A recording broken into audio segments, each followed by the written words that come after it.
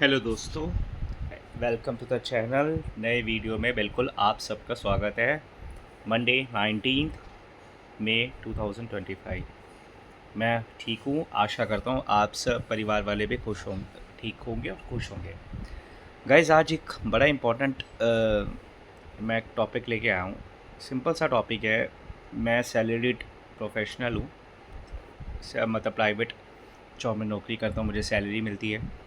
ऐसे बतेरो हम सब होंगे जो प्राइवेट जॉब पे सैलरी मिलती है, और उस सैलरी में जितने की भी सैलरी होती है हमारा कुछ टैक्स कटता है, राइट। अब हमारा टैक्स कट जाता है और कुछ सैलरी हमें मिलती है।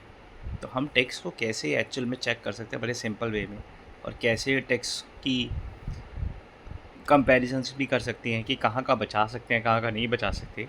तो उस चीज़ की एक वीडियो है, पसंद आए तो लाइक करना प्लीज़। सो चलिए सिंपल से चलते हैं। वेबसाइट खोलते हैं क्रोम। मैंने क्रोम खोल ली, ठीक है। इसमें मैंने सर्च क्या करना है, ठीक है। इसमें मैं सिंपल सा एक सर्च कर रहा हूँ, compare old and new tax regime. तो गाइस, आपको पता होगा कि ओल्ड और न्यू टैक्स, मतलब बहुत सिंपल तरीके से बताता हूँ। दो तरीके से हम टैक्स पे कर सकते हैं। एक है ओल्ड टैक्स जो बरसों पुराने से चलता आ रहा है, जब से देश आज़ाद हुआ है, उस टैक्स में कुछ कुछ अमेंडमेंट हो रहे हैं। एक है new tax, new tax regime जो अभी पिछले कुछ सालों से इम्प्लीमेंट हुआ है। तो आपकी क्या इनकम है और कैसे आपको टैक्स लेना चाहिए और कौन सा आपको रिजीम सेलेक्ट करना चाहिए, उसका एक आंसर मैं आपको दे देता हूँ। सिंपल सा तरीका है, यही मेरे को वेबसाइट बड़ी अच्छी लगती है। Income tax clear tax income tax calculator financial year, ये एक वेबसाइट है, clear tax dot in. Income tax calculator FI 2025-26। सबसे पहले आपने देखा बेसिक डिटेल है। बेसिक डिटेल मतलब क्या है, इसमें फाइनेंशियल ईयर कौन सा होएगा गाइस? फाइनेंशियल ईयर हमेशा करंट ईयर होता है, असेसमेंट ईयर होता है पुराना ईयर। ये फॉर्मूला याद रखना। फाइनेंशियल ईयर होगा 2025-26 जो चल रहा है, ठीक है। मैं ये टैक्स कंप्यूट करने वाला हूँ कि इस साल में हमें को कितना टैक्स लग सकता है। एज ग्रुप है मैं 0 to 60, सिंपल है कंटिन्यू करने का।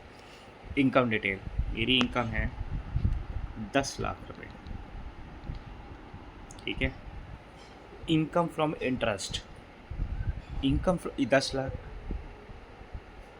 पूरे साल की है। इनकम फ्रॉम इंटरेस्ट मतलब अगर मान लो मैंने कोई FD खुलाई हुई है, कोई RD खुला रखी है, कोई बैंक में कोई पोस्ट ऑफिस खुला रखा है, तो उसका इंटरेस्ट मिलता है। तो उस इंटरेस्ट में इंटरेस्ट जो मिलता है वो भी मेरे टैक्स में ऐड होता है।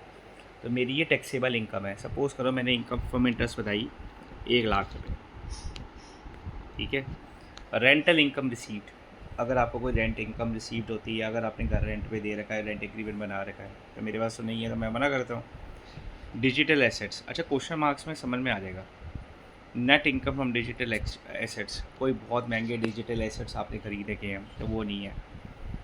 कुछ एग्जाम्प्ट अलाउंसेस, एग्जाम्प्ट अलाउंसेस होता है गाइस, जैसे मैं HRA होता है रिबेट, हाउस रिबेट, ये सब rebate, HRA allowances, LTA allowances जो आपकी कंपनी देता है, लेकिन ये सारे एप्लीकेबल होते हैं ओल्ड टैक्स के लिए। तो सपोज़ करो मैंने यहाँ पे डाल दिया है कि मेरे को 1 लाख का एग्जाम्प्ट भी होता है अलाउंसेस, ठीक है। इसको छोड़ते हैं, इसमें कंफ्यूज हो जाएंगे हम। अब सिंपल सा है और कंटिन्यू करने। तीसरा ऑप्शन आता है डिडक्शन, तो ये सेविंग दिखा रखी है आपने, ATC होता है, PPF वगैरह हो गया, बैंक में जो सेविंग करते हैं, NSC वगैरह करते हैं। मैंने मैक्सिमम 1.5 लाख दिखा सकते हैं, मैं 1.5 लाख दिखा दी, 15 लाख होगी, ठीक है। मेडिकल इंश्योरेंस कोई ले रखा है, सपोज़ करो 10,000 का ले रखा है। इंटरेस्ट ऑन हाउसिंग लोन, कोई घर में अगर आपने लोन किस्तों में ले रखा है, उसका इंटरेस्ट जा रहा है, तो उसका कितना इंटरेस्ट जा रहा है। तो जस्ट फॉर शोइंग डिडक्शन हम 5,000 दिखाते हैं। NPS में आप कंट्रीब्यूट करते हो, लो जी NPS में कंट्रीब्यूट करता हूँ तो 50,000 दिखा दी लिमिट। ATTA चैरिटी, ये सारी कोई डिडक्शन काम की नहीं है। अब यहाँ पे करते हैं कैलकुलेट। तो गाइस ये देखो क्या बना रहा है, मेरी टोटल इनकम 11 लाख है, 10 लाख वो थी और 1 लाख इंटरेस्ट की थी। 1,25,000 का सरकार मेरे को डिडक्शन देती है। मेरी टैक्सेबल इनकम बनती है 9,75,000। ये डिडक्शन मेरे को सरकार ने अब नया देना स्टार्ट करा है। तो स्टैंडर्ड डिडक्शन है 75,000 और चैप्टर 6 से एक डिडक्शन है 50,000। तो मेरी टैक्सेबल इनकम कितनी बन गई, 9,75,000, 1,25,000 ये सरकार आपको दे रही है। टैक्स कितना मेरा? 0। ठीक है। कौन सा रजीम है ये मेरा रजीम है न्यू रजीम के हिसाब से ये है। अगर मैं ओल्ड के हिसाब से जाऊँ तो मेरा टैक्स लगेगा 82,680 रुपये। ये मेरा ओल्ड टैक्स के हिसाब से। ठीक है, क्योंकि मेरी इनकम है 11 लाख, एग्जाम्पशन एंड डिडक्शन है 2,65,000, स्टैंडर्ड डिडक्शन ये, टैक्सेबल इनकम ये बनी, उसका टैक्स पे करना है 82,680। सो सिंपल है। अभी मैंने सेविंग्स दिखा के भी मेरा ये बन गया। और अगर मान लो मैं इसकी सेविंग्स ना दिखाता, सपोज करो मैंने एक भी सेविंग नहीं करी, तो मेरा टैक्स देखना तो और लग जाता। मैंने कोई सेविंग नहीं करी, 0 सेविंग है। ना मैंने इंश्योरेंस ले रखा है, ना रिडक्शन ले रखा है, ना एनपीएस ले रखा है, ना मेरा हाउसिंग लोन जाता है।